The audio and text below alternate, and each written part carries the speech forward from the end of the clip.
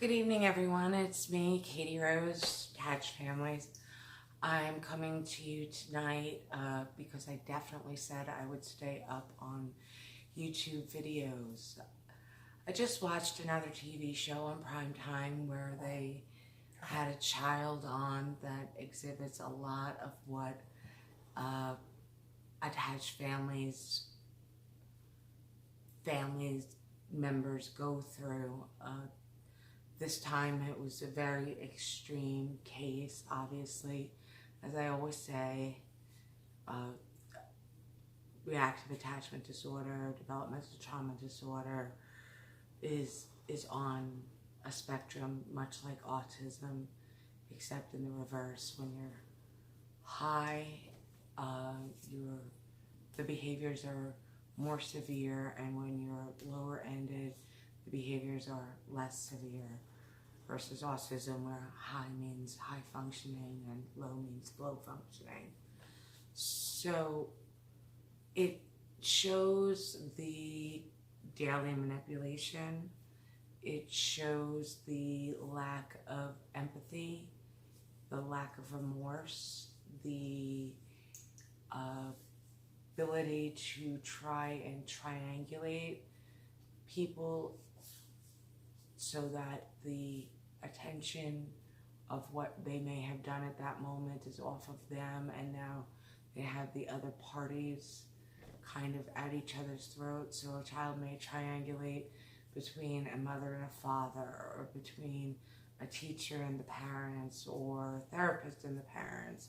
So the reason why we always recommend that our families know that if you're going to seek some sort of therapy, attachment therapy, that you interview the therapist. If the therapist doesn't want you in the room for the therapy session, then they know absolutely nothing about trauma and attachment disorders at all.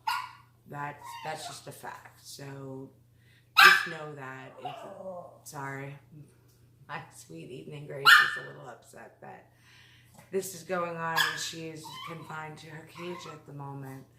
But so that's a number one red flag. When you're talking to or interviewing therapists and you're asking them if they know about developmental trauma disorder, if they know about reactive attachment disorder, if they know about attachment disorders in general, if they know about whether or not, if they know about the fact, not whether or not, about the fact that early childhood or in utero trauma can cause the brain to not develop properly. And yes, this does happen to some people in utero, depending on the stress levels of the mother, whether or not there's abuse, depression, something that might be wrong with the pregnancy, all those things that might be happening while the child is in utero. We try to explain it in layman's terms that we already know that, the baby is hearing and being affected by the mother and her stress level. That's why, moms will put the headphones on the belly and have the soothing music and things of that nature. So when she's feeling very highly stressed, that will affect the baby. If there's domestic violence through the pregnancy, that will affect the baby's brain development. If there's an immediate medical emergency after the baby is born, that could affect the development of the baby's brain. It doesn't mean they're stupid in any way, shape, or form. In fact, my children are very high IQ'd. A lot of the kids are. It just means that the way that their brain developed, they stay in this state of fright, flight, or freeze almost all the time. So you'll notice that most of our families, their children have a lot of issues with memory problems, because if you're in this heightened state of fear all the time, you're worried about what the next thing that might hurt you may be. So you're not really paying attention or hearing what may have been just said by your teacher or may have just been said by your parent.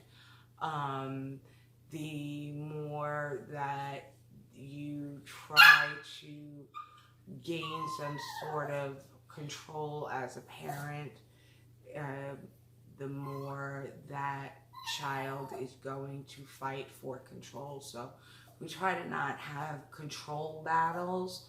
The best course of action is to show the child that you know what's happening next. A very structured, routine environment makes them feel safer.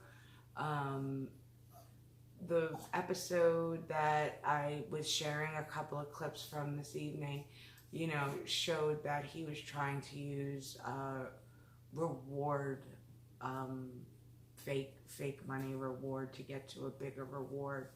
I have not yet seen that work with any of our kids, any of our family's kids. They don't function on a reward and consequence notion. It doesn't really mean anything to them. So that doesn't work in most of our houses. What I did find most interesting in tonight's episode that I played clips from were the fact that, this social worker was obviously called into the hospital because a child had been hurt by the sibling. And I had to chuckle to myself because the amount of effort being put in and how the social worker was going to immediately send this child to go live in DJJ, and that was just going to happen immediately. And the psychiatrist at the hospital was like, no, let her live here for a few years, let me work with her. And I'm just chuckling because I'm like, that is just not real life. I know I'm watching a TV show, but the fact that I'm grateful on one hand because it's showing that these things do exist in real life, and there are thousands of families that are living in this type of state, begging for help, going to every specialist and professional in the world and not getting the help that they deserve. But on the other hand, I was upset with the fact that it played into society's thoughts that it's so easy for us to get help. If your kid's having a problem, you get that, well, I would never let my kid act that way or behave that way. But evening, enough.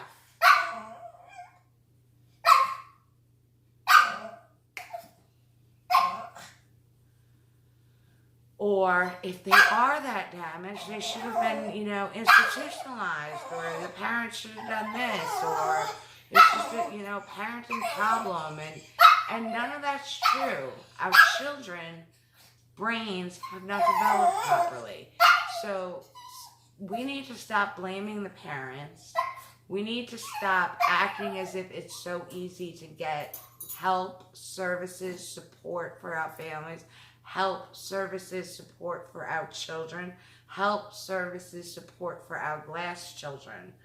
Glass children are what we call the siblings of children who have developmental trauma or reactive attachment disorder. Now,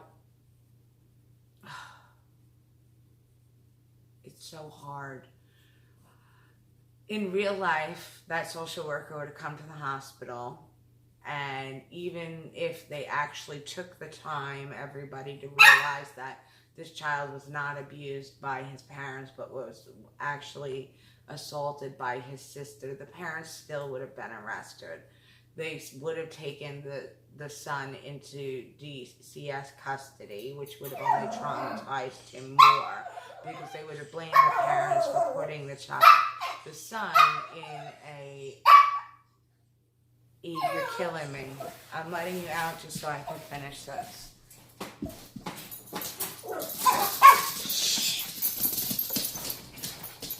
They would have considered the parents had put the the son in an endangered situation. So it's always a catch-22. If you oh, you're killing me. If you try to get your kid help, you can't get your kid help. If you state how awful things really are, they'll take away either that child and put him in foster care, or take away your other children and put them in foster care. All of that is extremely traumatizing. Especially when you're dealing with like good people, good parents. But I can tell you that hospital scene would have gone so much differently. Both parents would have been taken away in handcuffs. Both parents would have been charged with child endangerment. Both kids would be placed in foster care. That child, the little girl, would not be getting services.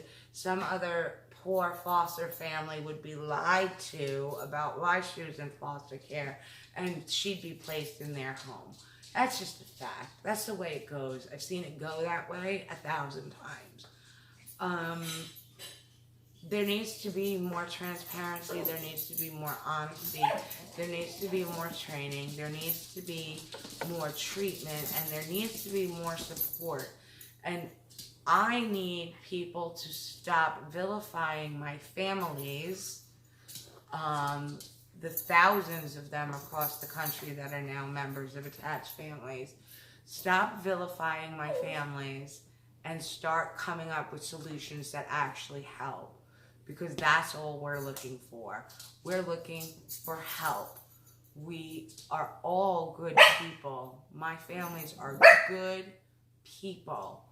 And when you take their children and you put them in foster care, you traumatize them more.